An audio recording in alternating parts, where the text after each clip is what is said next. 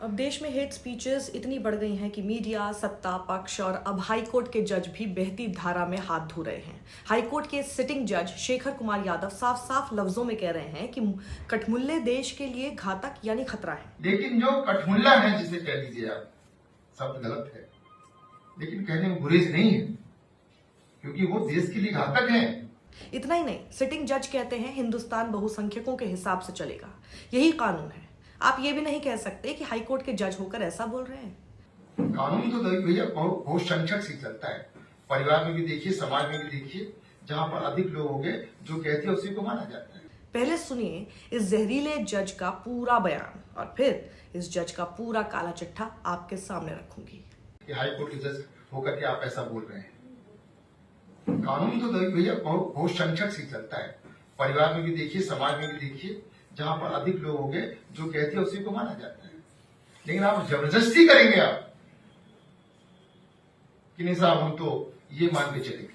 लेकिन मैं आपको बता दूं, ये जो जिनकी हम बात कर रहे हैं सब बुरे नहीं है, वो सब बुरे भी नहीं है। ये जो कुरीतियां या बुराइयां जो हम आपको बता रहे हैं वो भी मानते हैं बुराइयां हैं। वो 4 पत्नियों के पक्ष में नहीं रहते हैं, पत्नी को तलाक, ट्रिपल तलाक के पक्ष में नहीं रहते हैं, बच्चियों को मार दिया जाए इससे पक्ष में नहीं रहते हैं।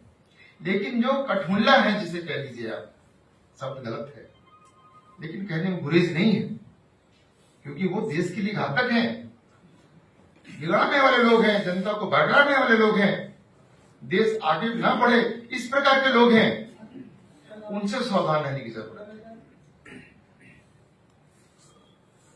क्योंकि जो कानून बिल है ये केवल और केवल उन पर्सनल लॉ में आई बुराइयां तक ही सीमित नहीं है।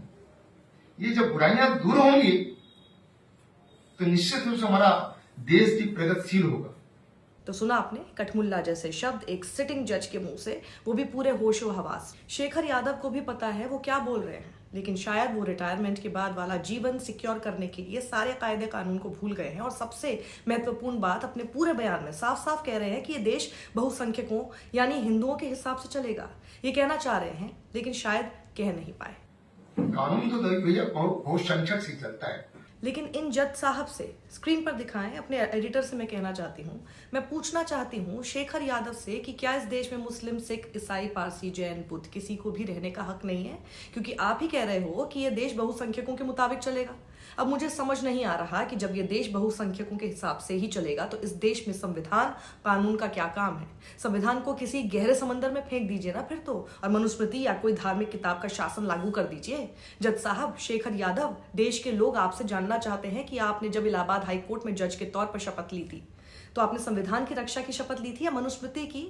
बताइएगा जरूर देश के लोगों को। ये पूरा विवादित बयान शेखर यादव ने वीएचपी के एक विशेष कार्यक्रम में दिया है और इलाहाबाद हाईकोर्ट के परिसर में ये सुनकर भी शर्म आती है। लेकिन जब जज साहब को ये सब बोलने में जरा भी शर्म महसूस नहीं हुई। अब शेखर यादव के बयान की तारीफ बीजेपी के विधायक शलभमणि त्रिपाठी ने करते हुए कहा, सच के लिए सल्यूट। और क्या एक्सपेक्टेड है? अब जस्टिस शेखर यादव को बताना पड़ेगा कि ये रिश्ता क्या कहलाता है। पहले आप वीएचपी के आंगन में तारीफ करें और फिर बीजेपी आपकी तारीफ करे। सब समझ में आ रहा है ना आप लोगों को?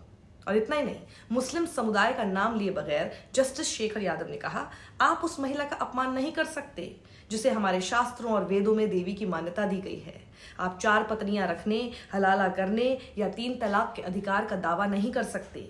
अगर आप कहते हैं कि हमारा पर्सनल लॉ इसकी अनुमति देता है तो इसे स्वीकार नहीं किया जाएगा। कि हमारे ही शास्त्रों में, हमारे ही वेदों में उसको देवी का दर्जा दिया गया है। तो नारित्व पूजन तथा रमते देवता, ऐसा हमारे यहाँ कहा गया है, तो इसका निरादर नहीं कर सकते। आप ये नहीं कह सकते हैं कि साहब हमारे यहाँ तो 4 पत्नियां रखने का अधिकार है, हमारे यहाँ तो हलाला का अधिकार है, हमारे यहाँ 3 तलाक बोल दीजिए इसका अधिकार है, हमारे यहाँ स्त्रियों को मेंटेनेंस न देने का अधिकार है, हमको कोई गोद लेने का अधिकार, कोई संपत्ति में नहीं है, इस प्रकार अधिकार है। ये अधिकार नहीं चलने वाला। ये अधिकार इस देश में एक कानून बनाने की बात करता है। ये कोई बात, एक सिविल कोड बनना चाहिए, एक कानून बनना चाहिए। पर्सनल लॉ आपका दूसरा है और एक कानून दूसरा है, ये नहीं चलेगा। यानी इन जज साहब के बयान से साफ है कि देश न कानून से चलेगा न संविधान से, सिर्फ बहुसंख्यक आबादी जो कहेगी वही होगा। इस बयान के आने के बाद सुप्रीम कोर्ट की वकील इंदिरा जयसिंह ने ट्वीट करते हुए कहा कि एक मौजूदा न्यायाधीश के लिए अपने राजनीतिक एजेंडे पर एक हिंदू संगठन द्वारा आयोजित कार्यक्रम में सक्रिय रूप से भाग लेना कितनी शर्म की बात है। इंदिरा जयसिंह ने बीबीसी से बात करते हुए एक और महत्वपूर्ण बात कही कि पहले तो एक धार्मिक संगठन की मीटिंग हाईकोर्ट की बिल्डिंग में कैसे हो सकती है, और ये मुझे संवैधानिक नहीं लगता है। दूसरी बात, अगर एक सिटिंग जज इस तरह की मीटिंग में शामिल होते हैं तो ये सेक्युलरिज्म के खिलाफ है। इस जज ने सभी एथिक्स, कायदे कानूनों की धज्जियां उड़ा दी। ये जज साहब the restatement of values of judicial life 1997 के सारे एथिक्स भूल गए। इस the restatement of values of judicial life में साफ कहा गया है कि कोई न्यायाधीश सार्वजनिक बहस में शामिल नहीं होगा या राजनीतिक मामलों पर अपने विचार व्यक्त नहीं करेगा। ये एथिक्स कोड खुद विशेष रूप से वर्ष 1997 में सर्वोच्च न्यायालय द्वारा अपनाए गए थे।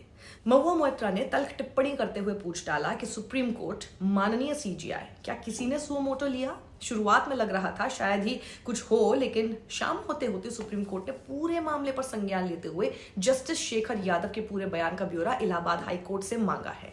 इससे पहले कपिल सिब्बल ने शेखर यादव पर महाभियोग प्रस्ताव लाने की बात की थी, और इसके अलावा प्रशांत भूषण के एनजीओ ने सीजेआई को पत्र लिखकर जस्टिस शेखर यादव पर कार्रवाई की मांग की थी। अब समझ लीजिए कौन है justice Shekhar Yadav. Allahabad high court में 12 दिसंबर 2019 को ज्वाइन करने वाले जस्टिस शेखर कुमार यादव का करीब 34 साल पुराना लीगल करियर है। इलाहाबाद यूनिवर्सिटी से 1988 में लॉ ग्रेजुएट शेखर कुमार यादव ने 1990 में वकील के रूप में अपना रजिस्ट्रेशन कराया था। इसके बाद इलाहाबाद हाई कोर्ट में प्रैक्टिस करने लगे थे। राज्य की स्टैंडिंग काउंसिल में वो रहे हैं। रेलवे और भारत सरकार के वकील के रूप में भी अपनी सेवाएं दी हैं।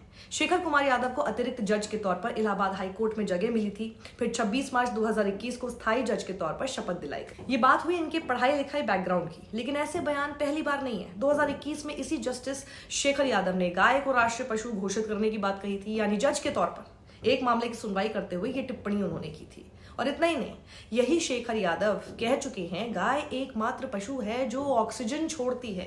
दिसंबर 2021 में शेखर यादव ने चुनावी रैलियों में होने वाली भीड़ रोकने के लिए प्रधानमंत्री नरेंद्र मोदी और चुनाव आयुक्त को यूपी चुनाव टालने का सुझाव तक दिया था।